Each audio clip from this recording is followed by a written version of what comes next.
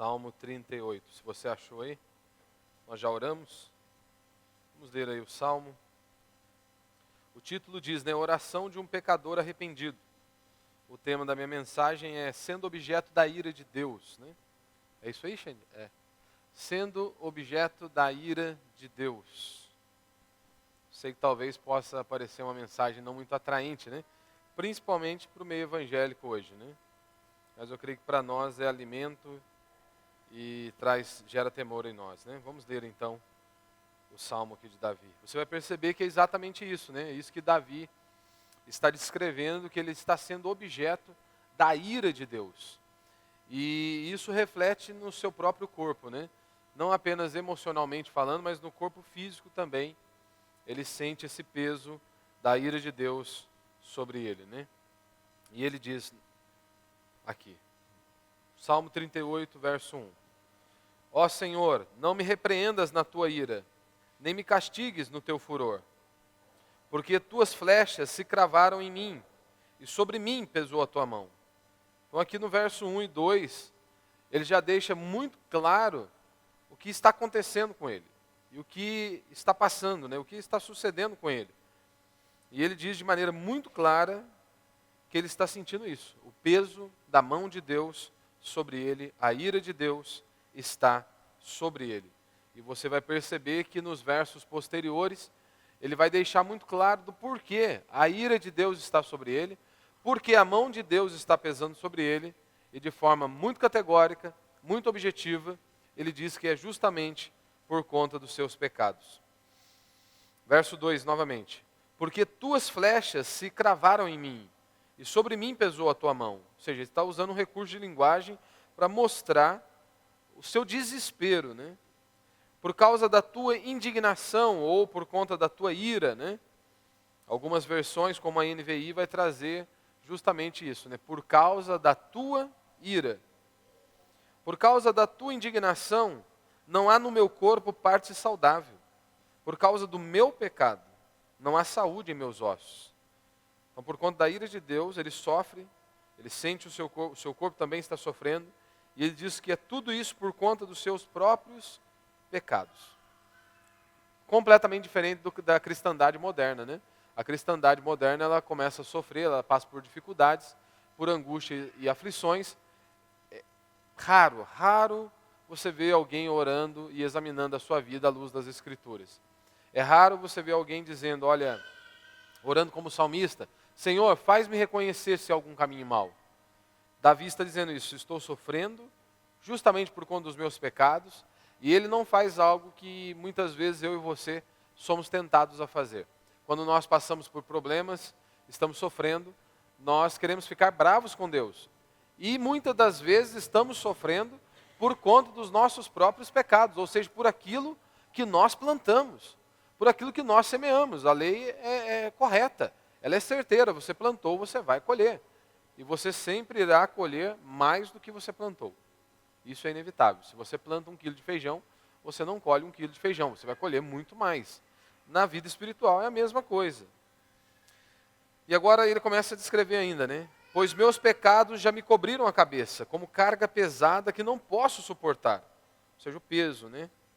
Minhas feridas cheiram mal e apodrecem por causa da minha insensatez. Estou cabisbaixo, muito abatido, ando o dia todo a lamentar. Veja a situação que ele está descrevendo, né? Estou cabisbaixo, muito abatido, ando o dia todo a lamentar. Pois meu corpo está ardendo, e não há na minha carne nada saudável. Estou exausto e esgotado. Fico a gemer por causa da minha inquietação. Senhor, todo o meu desejo está diante de ti, e meu anseio não te é oculto. Meu coração está agitado e me faltam forças. Ou seja, ele está ansioso, fraco. Até a luz dos meus olhos já não está presente, né? Isso aqui é interessante, né? Esse brilho no olhar, né? E quando... Isso é notório, né? Quando uma pessoa está partindo, você vê literalmente isso, né? Não há brilho nos olhos, né? Não há esse brilho no olhar, né? O que ele está descrevendo é tamanha angústia, tamanha aflição, né? Meus amigos e companheiros se afastaram de mim por causa da minha doença. E meus parentes ficam à distância, ou seja, ele está dizendo, eu estou sozinho. Também os que buscam tirar minha vida preparam armadilhas contra mim. E os que procuram o meu mal dizem coisas prejudiciais. O dia inteiro maquinam traição. Se não bastasse ainda, né? Se não bastasse a ira de Deus estar sobre ele, ele sentindo todo esse peso no seu próprio corpo, ele também descreve os seus inimigos. Mas eu, fingindo-me de surdo, não ouço e fico como um mudo que não abre a boca. Provavelmente Davi estava aqui, diante desse cenário, tentando enxergar a mão de Deus, diante destes adversários. Coisa que eu e você, nós não conseguimos fazer, né? Se alguém vem, nos humilha, nos maltrata, automaticamente nós já queremos revidar, automaticamente nós já queremos, né, nos defender, e por aí vai. Davi, ele se cala, fica quieto, porque provavelmente, será que não é Deus que está me humilhando? Será que não é Deus que está me quebrando aqui mais uma vez? Verso 14. Assim fico como quem não ouve, em cuja boca não há resposta. Mas, Senhor, espero por ti. Tu, Senhor meu Deus, responderás. Rogo-te que me ouças, para que eles não riam de mim e não me menosprezem quando o meu pé tropeçar. Pois estou prestes a tropeçar. A minha dor é constante. Mais uma vez ele descreve, né, o seu sofrimento, a sua angústia. Aqui no verso 17 ele diz, a minha dor é constante. No verso 4 ele diz, olha, eu não estou mais suportando as angústias, a dor, o sofrimento. Verso 18, confesso minha culpa, entristeço-me por causa do meu pecado. Mas meus inimigos são fortes e cheios de vida, e muitos me odeiam sem razão. Os que retribuem o bem com o mal são meus adversários, porque eu sigo o que é bom. Ó Senhor, não me desampares. Meu Deus, não te afastes de mim. Apressa-te em me ajudar. Senhor, minha salvação. Até aí.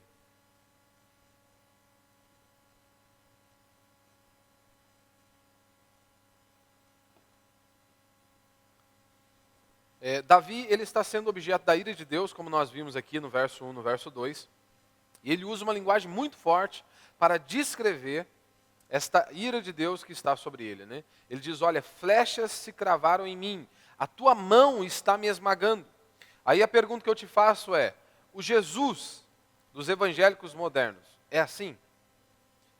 É comum nós ouvirmos nas igrejas evangélicas, em sua maioria, um Deus descrito, como está sendo descrito neste salmo, e em grande parte das escrituras, um Deus que se ira contra tudo aquilo que é mal, inclusive quando os seus servos pecam. Pois nós estamos falando de Davi, o homem segundo o coração de Deus. E ele está deixando de maneira muito clara que a ira de Deus se levantou contra ele. Mas por que nós não vemos e não é anunciado esse Jesus ou Deus descrito como está sendo descrito aqui no livro de Salmos, e hoje de maneira mais precisa aqui no Salmo 38? Por que nós não vemos isso na pregação dos evangélicos modernos? Ora, porque eles fabricaram. Não é o Jesus da Bíblia, não é o Deus da Bíblia. Eles fabricaram, é um ídolo, que não condiz, é justamente um ídolo porque não condiz com o que está aqui nas Escrituras. E no verso 3 ele diz que a indignação, Deus está indignado. Por causa da tua indignação, não há no meu corpo parte saudável. Como nós já vimos em outros salmos, nós entendemos e temos a certeza que Deus ele se ira contra tudo aquilo que é mal. Contra tudo aquilo que é mal. Tanto que na NVI vai dizer, por causa da tua ira, todo o meu corpo está doente. Não há saúde nos meus ossos por causa do meu pecado. Ou seja, a ira do Senhor está sobre mim, está sobre a minha vida. Então ele detalha o que ele está sofrendo, né? Em inúmeros detalhes, ele traz com riqueza de detalhe toda a sua dor, todo o seu sofrimento, toda a sua angústia, e ele diz de maneira bem objetiva, tudo isso por conta dos meus pecados. Ele não diz que é por conta da inveja, ele não diz que é porque fizeram macumba contra ele diz que é por conta dos seus próprios pecados. Tanto que no verso 18 ele diz isso, né? Confesso minha culpa, entristeço-me por causa do meu pecado. Então Davi está sendo objeto da ira de Deus e ele clama ao Senhor para que Deus tenha misericórdia dele. Ao invés de blasfemar, ao invés de murmurar, ao invés de reclamar, ele clama a Deus por misericórdia. Senhor, tem misericórdia de mim. Tem misericórdia porque ele está sendo alvo da ira de Deus. E ele quer usar uma imagem para expressar o tamanho da sua agonia. E é por isso que nós temos que estar atentos a esses detalhes. Como ele diz, né? Flechas cravadas em mim. Ou seja, a mão do Senhor está me esmagando. O evangélico moderno, né, no máximo, eles acreditam que Deus pode pesar a mão, mas sobre os outros. Sobre os ímpios, né, principalmente, mas não sobre eles. No meio pentecostal, é normal você ver isso. Né? O cara está lá, ele não pagou a sua conta de luz, e aí o cara da Bandeirantes vai lá para cortar e ele começa a amaldiçoar, a praguejar o cara ainda, que está fazendo o trabalho dele. Ele não fez a parte dele, que era pagar a conta de luz. Quando o cara vai fazer o serviço dele, que é cortar a conta de luz, ele começa a praguejar, a amaldiçoar o cara. E dizendo que Deus deve pesar a mão sobre ele. Né? Então o evangélico moderno ele não consegue ver esse Deus descrito nas Escrituras. Muitos líderes evangélicos não conseguem ver o Deus que está sendo descrito nas Escrituras. Ou eles não conseguem ver o Deus que está sendo descrito nas Escrituras, ou eles não querem ver. Justamente talvez com medo de perder dinheiro, status ou sucesso, não pregam o Deus das Escrituras. E é interessante que ele diz, né, o meu corpo está doente. Ou seja, não há saúde em meu corpo. Ele diz isso no verso 3 e no verso 7. Reflete, inclusive, no seu próprio corpo. No verso 5 ele diz, olha, feridas cheirando mal. No verso 7 ele diz, olha, o corpo está ardendo. E não apenas em seu corpo, ele diz também que a sua mente, há um esgotamento nele. Tanto no verso 8, né, ele diz, estou exausto e esgotado. E no verso 10 ele também diz, né, meu coração está agitado, ou seja, ansiedade, angustiado, aflito, e me faltam forças. Né? Você vê esse esgotamento justamente por conta do seu pecado.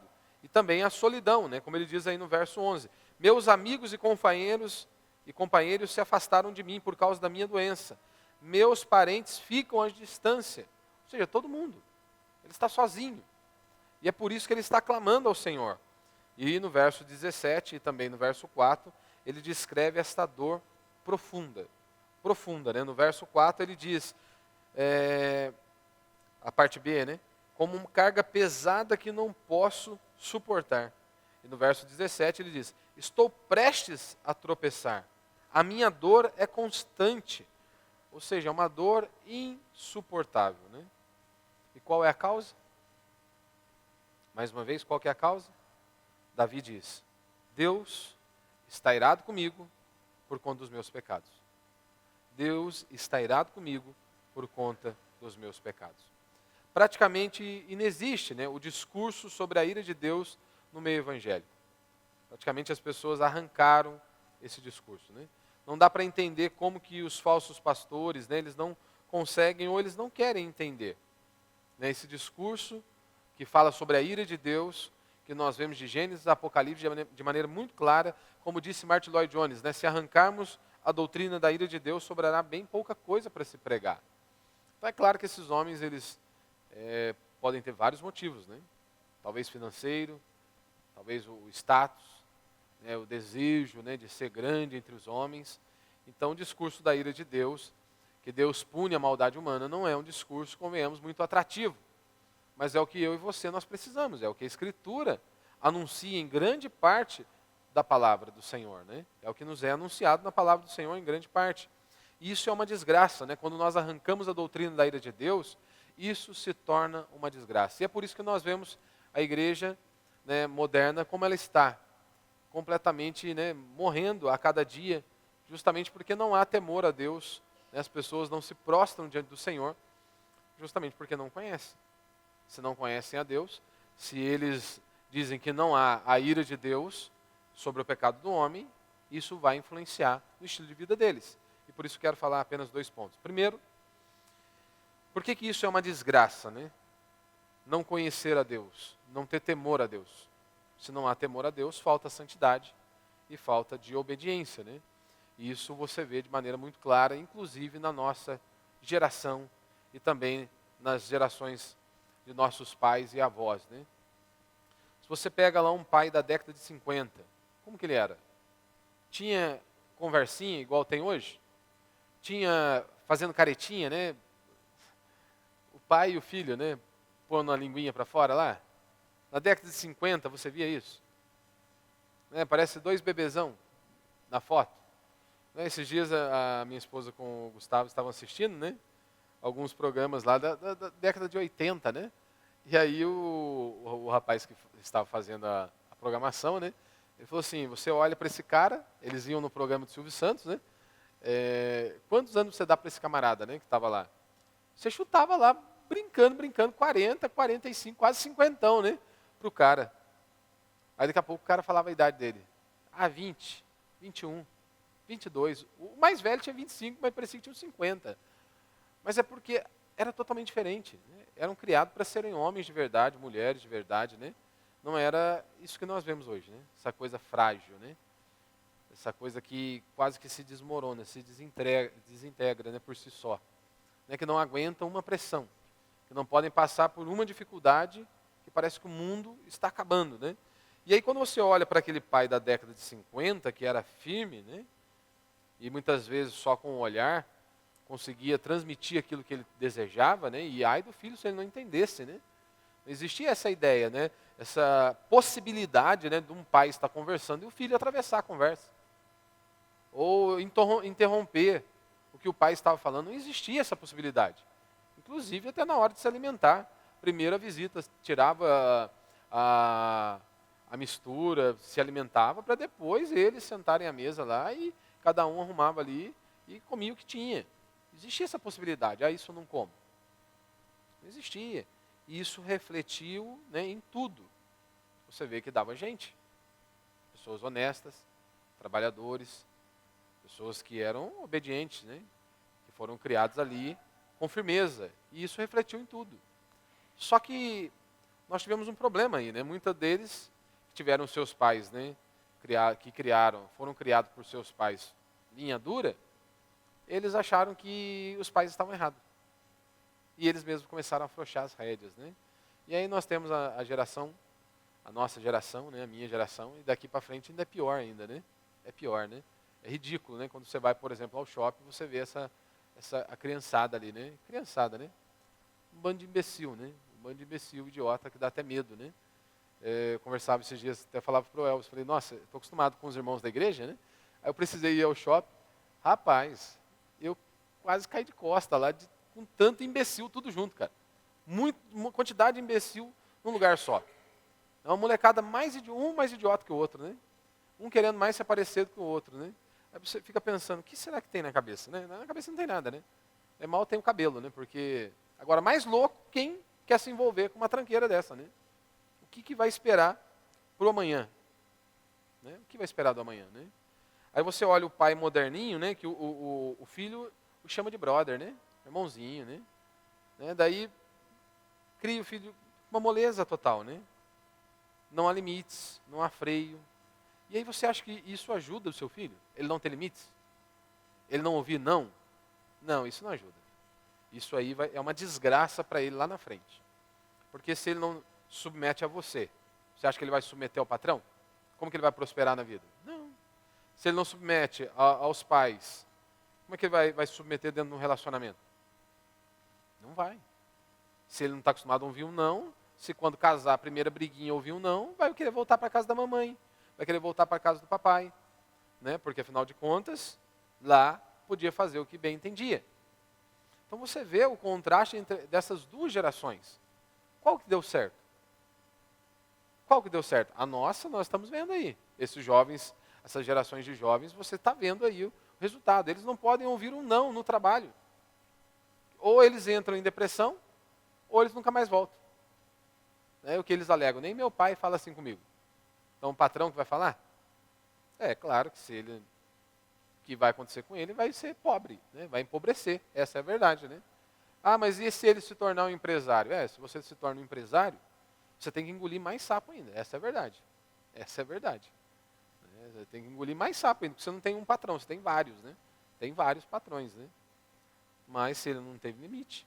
Então nós precisamos de um Deus que se ira, como esse Deus, o nosso Deus que é nos apresentado aqui nas Escrituras, lá em Êxodo capítulo 20, verso 20. Como que Deus se apresentou? Em meio a relâmpagos e trovões. Qual o objetivo? Para que o temor a Deus estivesse diante dos olhos deles. Paulo vai dizer a mesma coisa em Romanos capítulo 3. Romanos capítulo 1, Paulo começa a descrever, depois lá do verso 18 em diante, Paulo começa a descrever uma série, de pecados ali. E depois Paulo no capítulo 3, ainda falando do pecado, Paulo mostra exatamente a mesma coisa, não há temor a Deus. Por isso que eles vivem dessa maneira. E é por isso que nós olhamos para a igreja moderna e nós vemos isso. Você não consegue identificar se você está em meio a um grupo de cristãos, pessoas que adoram a Deus, que vivem para a glória de Deus, ou se você está no mundo. Porque tudo é igual, a roupa é igual, o estilo de vida é igual, o mesmo modo de falar. Não dá para você identificar. Se você está em meio a um povo do Senhor, que teme a Deus, que busca reverenciar o Senhor, viver de maneira que Deus seja engrandecido, ou se você está no mundo. Pastores que não pregam da ira de Deus, eles não pregam que Deus ele pune os nossos pecados. Inclusive quando eles vão falar, por exemplo, da Páscoa, eles só falam da parte da misericórdia de Deus. Eles não anunciam, eles omitem que crianças morreram.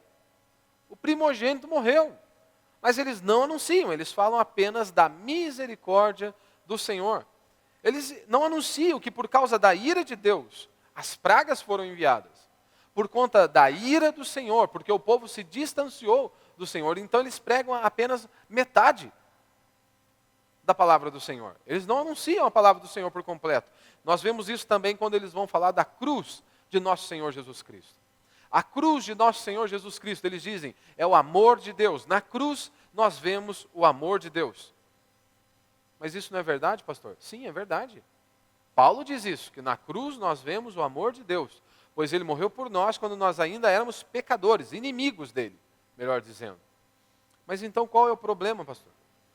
O problema é que a Escritura, inclusive o próprio apóstolo Paulo, ele não diz que a cruz apenas mostra o amor de Deus. Não, na cruz nós vemos a ira de Deus. Pois afinal de contas, se não fosse a ira de Deus, a justiça que Deus tanto exigia, o filho não precisava estar sendo esmagado naquela cruz, a ira não precisava ser descarregada sobre ele. Mas na cruz nós vemos a justiça sendo satisfeita. Ou seja, na cruz nós vemos a ira de Deus sendo descarregada sobre Cristo Jesus por conta do meu pecado e por conta do seu pecado. Então a mensagem da cruz, ela traz esses dois anúncios. Na cruz nós vemos a ira de Deus, pois o Filho de Deus precisou ser esmagado por conta do meu e do seu pecado. Mas na cruz nós vemos também o amor do Senhor, pois Cristo morreu por nós quando nós ainda éramos inimigos dele. Então, na maior parte das pregações evangélicas, nós vemos que eles omitem que o cálice que fez Jesus suar gotas como de sangue era o cálice da ira de Deus. Mas eles não falam nada sobre isso. Só falam, Jesus te ama. Lá na cruz nós vemos o amor do Senhor. Jesus não teve medo dos chicotes ou dos soldados romanos, embora aqueles homens fossem treinados para a batalha. Você acha mesmo que Jesus estava com medo deles? Jesus estava com medo de ser morto numa cruz?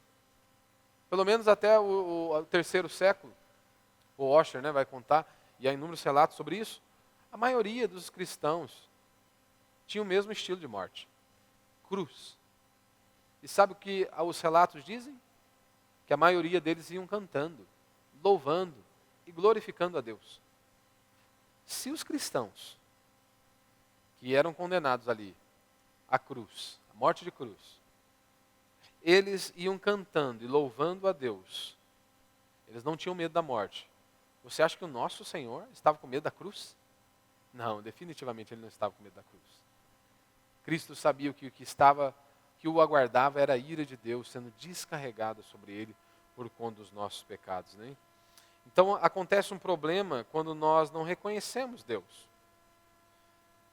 Nós temos um grande problema. Então quando acontece um probleminha ali e nós não reconhecemos Deus, eles nunca param para perguntar. Se você não reconhece Deus, se você não tem temor a Deus, e você está com tantos problemas, tantas angústias, dificilmente as pessoas param e se perguntam, será que eu estou em pecado? Será se eu estou fazendo algo que está desagradando a Deus e eu não percebi? Quantas vezes você já fez esta pergunta? Senhor, faz-me reconhecer se há algum caminho mau. Quantas vezes você parou e às vezes você está sofrendo com tantos problemas, tantas dificuldades, e você fez essa oração, como Paulo nos ensina lá na ceia. Examine, pois, o homem a si mesmo. Quantas vezes você parou para examinar a sua vida à luz das Escrituras? Davi está dizendo que muitos desses sofrimentos é justamente por conta dos seus pecados. Perseguição, aflição no seu corpo, seu coração agitado, sua mente inquieta. Ele diz que é por conta dos seus pecados. Sabe o que é o problema? É que grande parte dos evangélicos, hoje os evangélicos em sua maioria, eles se acham fiéis como Jó. Então eles não precisam orar. Eles não precisam dizer, Senhor, faz-me reconhecer se há algum caminho mau. Senhor, será que eu estou fazendo algo que está desagradando ao Senhor e eu não estou percebendo? Mas se eles se consideram fiéis como Jó, eles não precisam orar. Agora, eles não conseguem ver que há essa possibilidade, que talvez eles estejam sofrendo justamente por conta dos seus pecados. E mais uma vez, quantas vezes, quantidade de coisas que nós plantamos. As pessoas elas vivem lá 30, 40, 50, 60 anos no mundo, totalmente distantes do Senhor, e elas vêm para Cristo, o Senhor as resgata, aí elas querem que, como num passe de mágica, tudo se resolva. O cara plantou 50 anos longe de Deus, ele vai colher o fruto do pecado dele. Deus pode nos livrar desses espinhos? Pode, mas na maioria das vezes não. Na maioria das vezes Ele nos dá graça. Pode transformar o espinho em rosa? Pode, mas na maioria das vezes não. Na maioria das vezes Ele nos dá graça. E Davi, ele sabe que está sofrendo justamente por conta dos seus pecados, e ele não se levanta contra Deus. Pelo contrário, ele confessa o seu pecado, ele clama a Deus por misericórdia e pede a Deus perdão. Só que hoje alguns estão em pecado, e ao invés de se arrependerem, eles começam a repreender demônios, eles começam a enxergar demônios em tudo. Como disse John MacArthur, o pecado hoje em dia se chama demônio. Hoje o pecado se chama demônio. É por isso que muitos acreditam que precisam de libertação e não de arrependimento. O cara está lá sofrendo, ele acha que é um demônio que está amarrando a vida dele. Quando na verdade o que ele precisava era dobrar os joelhos e confessar os pecados. Porque muitas vezes é Deus mesmo que está barrando o caminho dele. É Deus que está o impedindo de prosperar. Mas, como não há essa possibilidade, ele não enxerga essa possibilidade que talvez esteja sofrendo justamente por conta do seu próprio pecado, não confessa. É muito mais fácil você repreender um demônio do que você dizer, eu errei, eu pequei, eu preciso da graça do Senhor, eu preciso do perdão do Senhor. E o segundo problema é justamente, é a falta de gratidão. O camarada, ele apenas ouve que Deus o ama, e que Deus tem o melhor para ele. Essa é a mensagem evangélica hoje, Deus tem um propósito para a sua vida, Deus tem o melhor para você. E aí algo dá errado, algo não sai como eles planejaram. O que você acha que acontece? Eles ficam irados com Deus. Isso pode acontecer comigo e com você. Mesmo nós ouvindo uma palavra bíblica, nós somos tentados. Somos tentados, você recebendo um alimento sólido, constantemente.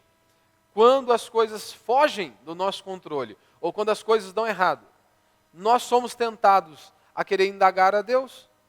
Somos tentados a querermos ficar bravos com Deus. Mas aí a importância de você congregar no local onde se expõe a Escritura, onde haja fidelidade com a palavra de Deus. Porque aí a hora que o seu coração, quando você for tentado, você deve se lembrar, assim como Davi fez, prostrar-se diante do Senhor. Você se lembrar como aqui Davi está descrevendo, sofrendo horrores. Como flechas cravando em mim, a tua mão está me esmagando. Ou seja, um sofrimento grandioso. E mesmo assim, ele não reclama. Ele está sofrendo horrores, mas ele não reclama. Antes, ele suplica a Deus, ele clama a Deus por misericórdia. A mesma coisa deveria acontecer comigo e com você, Então, quando eu leio um salmo como esse, isso nos leva a ficar apavorado. Pelo menos deveria nos levar a ficarmos apavorados. Será se nós estamos amando bastante? Será se nós estamos sendo honestos, como a Escritura diz que nós devemos ser? Será se nós estamos buscando fazer o que realmente agrada a Deus? Porque se o homem segundo o coração de Deus está descrevendo essa sensação e essa circunstância onde ele se sentiu esmagado pela mão de Deus, o homem segundo o coração de Deus, sofrendo justamente por conta dos seus pecados, isso não deveria nos apavorar? Só que quando nós ouvimos uma pregação moderna, o que acontece conosco? Ficamos extremamente relaxados. Pois afinal de contas, tudo é em torno de nós. Tudo é para que você possa se sentir bem. Toda mensagem, tudo é elaborado para que você se sinta feliz. Ou seja, mensagens do tipo, olha que você vai ficar rico, que os seus sonhos se realizarão, que tudo vai dar certinho na sua vida.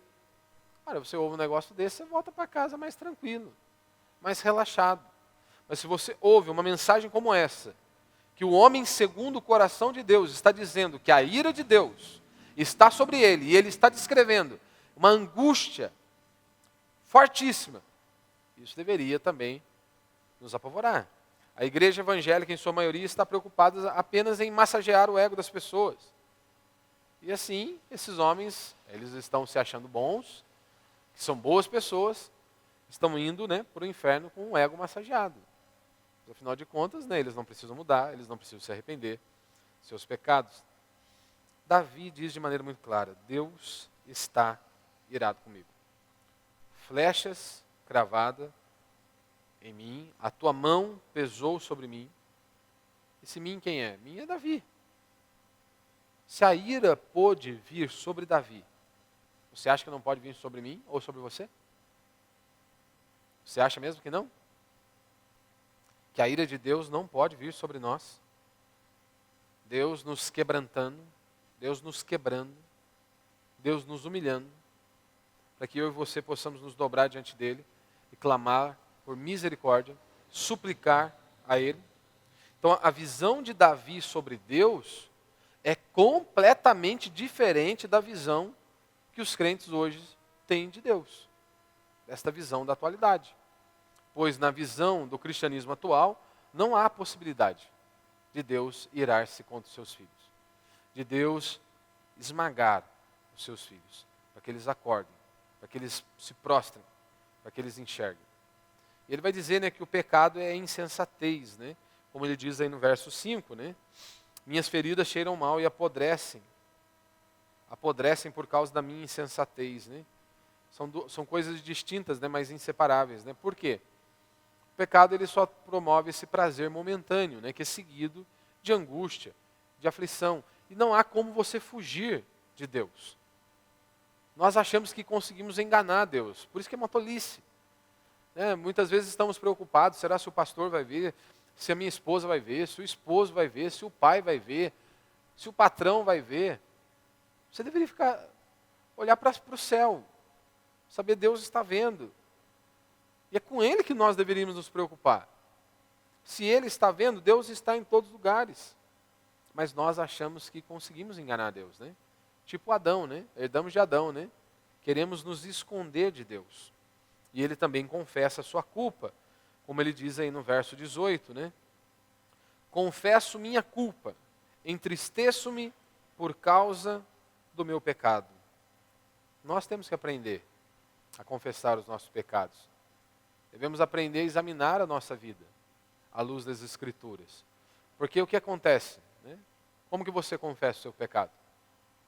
Se você confessa, Na maioria das vezes, como que você faz? Oh Deus, me perdoa pelos meus pecados, amém? Põe tudo num pacotão? Geral? Está tudo certo? Tudo resolvido? Não, nós temos que examinar a nossa vida. Confessar o nosso pecado, dar nome aos nossos pecados. Muitas vezes pode ser a inveja, muitas vezes pode ser a arrogância, a nossa impetulância, a nossa imoralidade. Nós temos que aprender. Os salmistas, eles faziam isso constantemente. Oh Deus, eu estou com inveja. Oh Deus, eu estou com medo. Eles confessavam os pecados deles. Será se eles eram tão podres ou Nós que somos superiores a eles. Ou nós não enxergamos os nossos pecados assim como eles enxergavam os próprios pecados.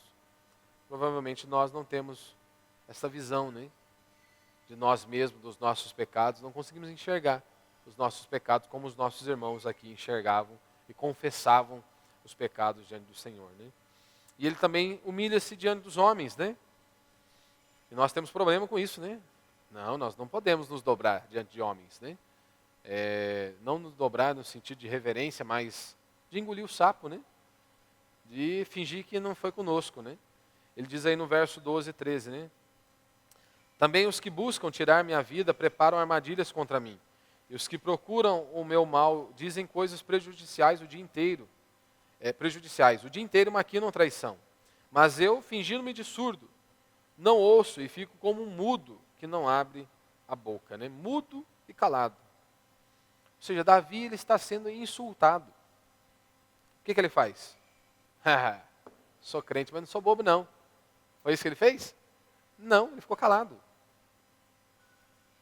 Porque a ideia de Davi é melhor deixar. Talvez é o Senhor que está me humilhando. Talvez é o Senhor que está me mostrando. Talvez é Deus que está me quebrando. Ou seja, ele recebe a disciplina que vem do Senhor. Ele não repreende, ele aceita. Ele sabe, talvez tudo isso que está acontecendo é justamente por conta dos meus pecados. Porque eu estou distante do Senhor. Mas, se nós não temos pecado, se não existe essa possibilidade de sofrermos ou estarmos sofrendo justamente por conta dos nossos pecados, nós não conseguimos enxergar Deus assim como Davi está enxergando, inclusive, né, em meio à vida desses homens que buscavam tirar a sua vida. Por último, né, nós vemos aqui que ele se humilha, né? Ele humilha-se diante do Senhor, né? Ele confessa a sua culpa, entristece, né?